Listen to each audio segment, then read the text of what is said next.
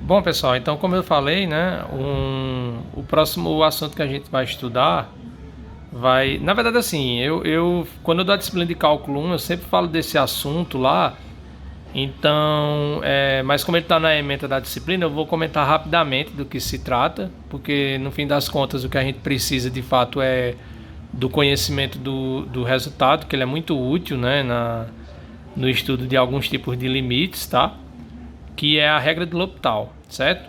Lá no cálculo 1, quando a gente começa a estudar os teoremas de limite, né, tem um caso lá interessante que já começa a ser mais interessante, digamos assim, do que os demais, que é quando a gente fala de limite de um quociente, né? Porque lá quando a gente tem limite de uma função, ou seja, vamos aproveitar o que está escrito aqui, né? Quando eu tenho aqui o limite de duas funções f e g, eu quero calcular o limite do quociente delas, tá?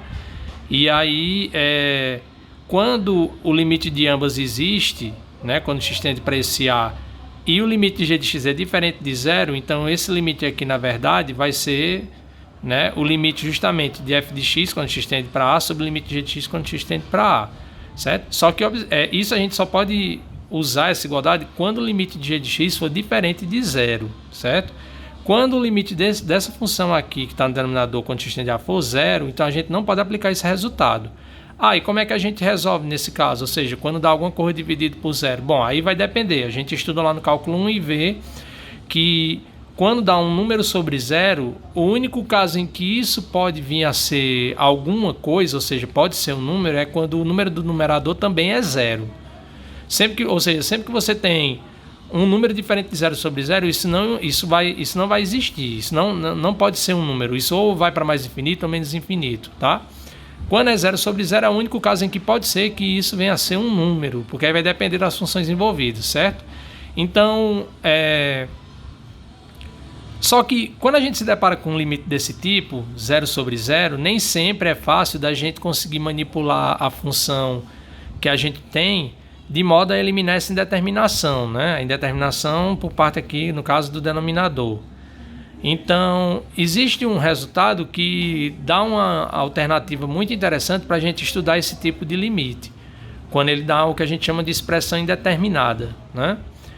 Também quando eu dou a disciplina de cálculo, eu sempre falo dessas expressões indeterminadas. As mais comuns que a gente encontra são zero sobre zero e infinito sobre infinito, mas existem outras, né? Como 1 elevado a infinito, 0 elevado a zero, infinito menos infinito, tá? Então a gente vai ver depois também que essas regras de L'Hopital existem duas, né, que tratam sobre dois tipos de indeterminação específico, mas a gente pode muitas vezes enquadrar uma dessas outras indeterminações em um desses casos, manipulando a função dada, certo? Bom, então, tendo em vista o nosso objetivo, né, então eu já vou enunciar a primeira regra do L'Hopital, certo? Que é a que vai tratar da indeterminação zero sobre zero, tá? Então, quando é que eu posso usar essa regra do L'Hopital e como é que ela funciona, certo? Então, vamos lá.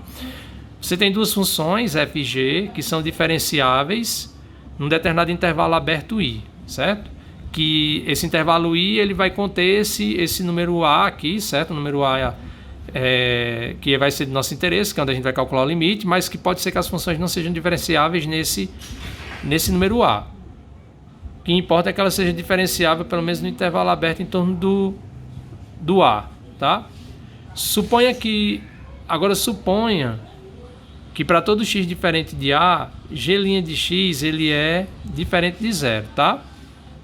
Então, isso aí são as condições que a gente tem que observar para poder usar justamente o que o resultado nos garante, tá bom?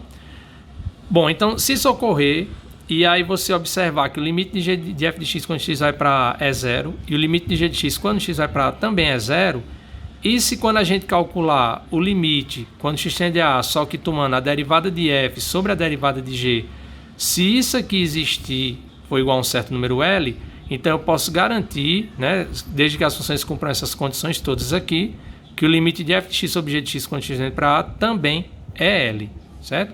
E o teorema continua válido se a gente substituir esse limite por um limite lateral, ou seja, se for x tendendo a pela direita ou pela esquerda, continua sendo válido. Claro, vai ter algumas mudanças aqui na hipótese por conta do intervalo, né? Mas enfim, no caso, se for o limite pela direita, ele vai ter que ser diferenciável num intervalo aberto, contendo esse camarada aqui como extremo esquerdo, né? E pode ser que não seja diferenciável nele. Se for pela esquerda, então é a esquerda do A. Então você vai ter que, no caso aqui, observar essas funções são diferenciáveis no intervalo aberto, cujo extremo direito é o A. E provavelmente não é diferenciável no A, tá bom? Então esse aí é o primeiro resultado, tá? Que trata da determinação do tipo 0 sobre 0, tá? Então, aí eu vou falar agora, o que eu vou fazer agora é falar do outro resultado, porque aí depois a gente vai resolver uns exercícios usando essas regras, tá?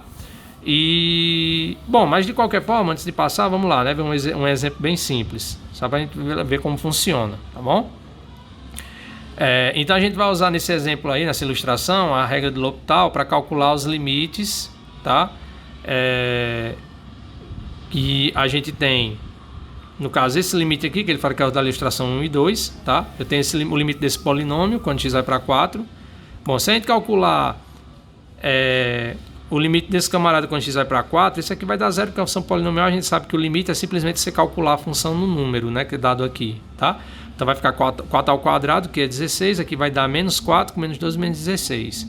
E o limite desse outro polinômio aqui também, quando x vai para 4, é 0. Mesma coisa, é só substituir na função onde tem um x pelo número 4. Então vai ficar 16, aqui dê menos 12 menos 4, então vai dar 16 menos 16, que é 0, tá bom?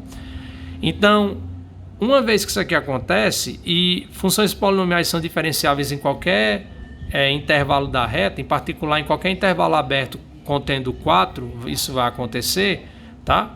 Observem que nesse caso as próprias funções são diferenciáveis no 4, mas isso lá no teorema diz que pode inclusive não ser. O que importa é que seja diferenciável em intervalo aberto em torno desse ponto, tá bom? Então com isso a gente pode aplicar, tendo em vista isso, essas duas informações, a gente pode aplicar a regra do L'Hopital que a gente viu acima e calcular esse limite aqui, ó. Porque esse limite, né, se a gente for calcular esse limite, ele vai dar justamente uma indeterminação, vai ficar 0 sobre 0, se a gente for calcular diretamente, tá? E apesar de que nesse caso aqui, como são polinômios, é o caso mais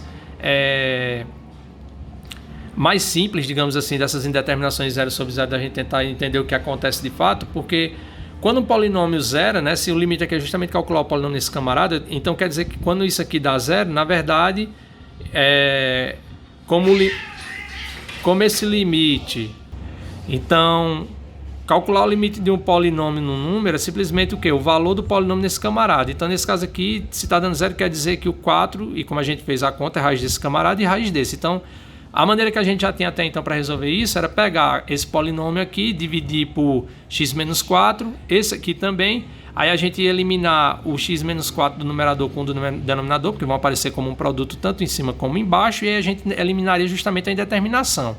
Então, o que a regra do L'Hopital faz é dar um processo mais direto, porque em vez de eu fazer isso, o que é que eu faço agora? Pela regra do L'Hopital, né, que eu posso usar, esse limite aqui, se ele existir, ele vai ser justamente igual ao limite, quando x vai para 4, de quem? Da derivada desse camarada aqui de cima, que dá o quê? 2x menos 1, sobre a derivada do polinômio que está no denominador, que vai dar o quê? 2x menos 3. Então, quando a gente calcular agora, quando o que vai para 4, aqui em cima dá o quê? Dá 8 menos 1 dá 7, e embaixo dá 8 menos 3, que dá 5. Então, dá 7 quintos, tá? Então, aí a gente tem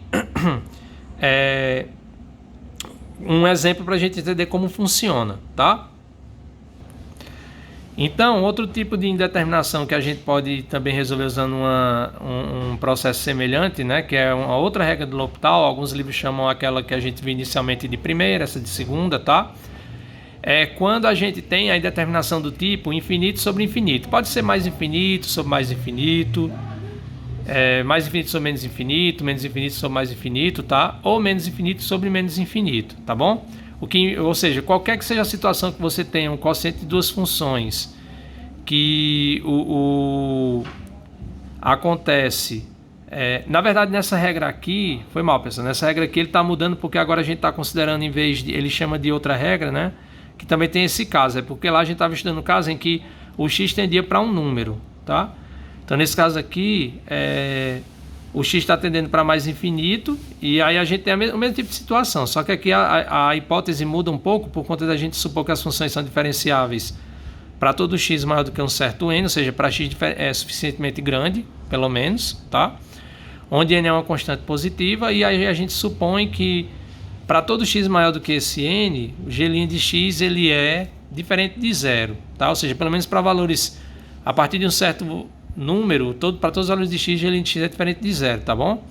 Então, se quando a gente calcular o limite de f de x, quando x vai para mais infinito, isso é zero, e de g de x também, e se ocorrer isso aqui, né? Então, segue que o limite que a gente quer calcular quando fizer f sobre g, que a priori seria uma indeterminação 0 sobre 0, também vai ser esse número L. E esse teorema ele continua válido se a gente trocar mais infinito por menos infinito, tá? Pronto, então agora sim, nessa outra regra aí que seria a terceira, né? Porque na verdade aquela segunda que a gente viu é um caso em que o limite do quociente da derivada é finito, né? E o x tendia para um número. E no caso a pergunta seria natural, como eu falei, eu acabei me excedendo já falando dessa, né? Mas no caso lá seria a situação em que você também tem o limite do quociente das derivadas dando um número, mas só que com x crescendo ou decrescendo ilimitadamente, tá bom? Mas aí realmente, ó, quando a gente também tem o caso agora, nas mesmas condições lá do primeiro teorema que a gente viu, tá? Que as funções são diferenciáveis no intervalo aberto, exceto possivelmente no número a, tá? E aí a gente supõe que para todo x diferente de a em i, g' de x é diferente de zero. Então, se ocorrer do limite de f de x quando x tende a for mais ou menos infinito e de g de x também for mais ou menos infinito, e se você calcular o limite do quociente das derivadas quando x vai para a isso for L, então o limite do quociente de f sobre g quando x vai para a também vai existir e vai ser igual a L. E o teorema continua válido se a gente substituir esses limites aqui, né? No caso, for x tendendo a pela direita ou pela esquerda, com aquelas mesmas modificações que eu comentei do primeiro teorema, tá certo? Então, nesse caso, ó, vamos também ver um exemplo aqui. Então, ele pega a função ln de x sobre 1 sobre x e calcula o limite disso quando x vai para zero pela direita, tá? Então, observem que a função ln, a gente sabe que quanto mais o x se aproxima de zero pela direita, esse valor aqui ele vai decrescendo cada vez mais. Ele fica negativo, né, e vai diminuindo cada vez mais. Ou seja, o limite, né, e a gente vê isso também lá no cálculo, que o limite de ln de x quando x vai para zero pela direita é menos infinito. E o limite de 1 sobre x quando x vai para zero pela direita, isso vai ser mais infinito, né? Porque aqui eu tenho um número positivo e aqui está indo para zero por valores positivos, tá? Então, o limite do quociente dá, né, um dá menos infinito, outro dá mais infinito. E essas duas funções aqui, elas são diferenciáveis em qualquer intervalo, tendo o zero como extremo esquerdo, tá? E aí a gente pode aplicar a regra do L'Hopital, certo? Porque aí no caso, esse limite, se ele existir, ele vai ser igual ao limite quando x vai para zero pela direita de quem? Da derivada do numerador, que é isso, sobre a derivada do denominador, que é isso aqui. Bom, resolvendo, né, que vai ficar esse camarada vezes o inverso disso, que vai ser menos x ao quadrado, então vai dar menos x. Então o limite disso aqui é o quê? Zero, tá? Então vejam que interessante, né? A gente tinha inicialmente a gente tem duas, então é por isso que a gente fala, reforçando, né, o porquê dessas expressões serem indeterminadas. É porque eu não posso dizer que se aqui decresce limitadamente, que significa isso, e a outra cresce, eu não posso dizer que olhar para isso como um número dividir e dizer que vai dar menos 1. Porque eu não tenho certeza de como o quanto uma decresce, quem decresce mais rápido e quem cresce mais rápido, né? Se isso aqui decresce mais rápido do que essa ou vice-versa, né? Se essa cresce mais rápido do que essa. Então, o que a gente conseguiu mostrar justamente é que o limite, como o limite é zero, isso significa que essa função aqui, ó, ela cresce muito mais rápido do que isso aqui, né? O crescimento dela supera o da função logarítmica natural, de modo ao comportamento aí ser como se a gente tivesse, no certo sentido, quando é muito grande, mas isso aqui é muito maior, então é como se fosse um número e aqui indo para infinito. Então a gente sabe que quando tem um número sobre uma coisa que está indo para mais ou menos infinito, o limite disso é zero. Mas não é isso que está acontecendo, é para a gente entender, né? Para a gente entender que o significado disso é que essa função ela cresce muito mais rápido do que essa decresce, tá? Então aí a gente tem, assim como lá no caso 0 sobre 0, também dizer que é indeterminado quer dizer que 0 sobre 0 tanto pode ser um número como pode ser mais infinito ou menos infinito, dependendo das funções, tá? Bom, aí por fim, né, tem a variação desse teorema, do teorema anterior, tem a mesma variação do caso lá do primeiro, em que a gente tinha que o x tendia para um número, né? Então também aqui a gente vai observar a mesma situação, só que agora, em vez de tomar o x indo para a, ele vai ser x tendendo para mais infinito, certo? Então, de novo, vai ser as mesmas hipóteses lá do segundo teorema. Eu vou ter fg duas funções diferenciáveis para todo x maior que um certo número n, positivo, né? um n maiúsculo, como está chamando aí. E suponha que para todo x maior do que esse n, g' de x é diferente de zero. Então, se o limite de f de x, quando x for para mais infinito, for mais infinito ou menos infinito, e o limite de g de x, quando x vai para mais infinito, for mais infinito ou menos infinito, e se isso aqui ocorrer, ó, tá? Então, o limite que se a gente quiser calcular o limite de f sobre g, quando x vai para mais infinito, isso vai existir e vai ser também igual a esse daqui. E o teorema continua válido se a gente substituir x indo para mais infinito por x indo para menos infinito, certo? Então, esses aí são os resultados que permitem que a gente consiga abordar limites que a princípio são expressões indeterminadas, usando o conceito de derivada para nos ajudar a tentar resolver e entender o que é que eles de fato significam, beleza? Então, pessoal, aí com isso, era só para dar uma revisada, mas para quem não tinha visto ainda esse assunto, né, digamos, porventura quem não tenha visto, tá? Porque quem está pagando a disciplina que pagou comigo semestre passado, viu. E quem já estiver pagando pela segunda vez, pelo menos, eu acredito que deva ter visto, até porque faz parte do conteúdo da disciplina, tá? Então, aí fica coberto para o caso de, porventura, alguém que está pagando, já não tinha pago ainda o cálculo 2, enfim, mas não tinha visto, tá bom? E aí, no próximo vídeo eu vou resolver alguns exercícios envolvendo esses resultados. E especialmente fazendo uso das variações, como eu falei, de que é possível a gente usar esses resultados para resolver outros tipos de indeterminação também, tá bom?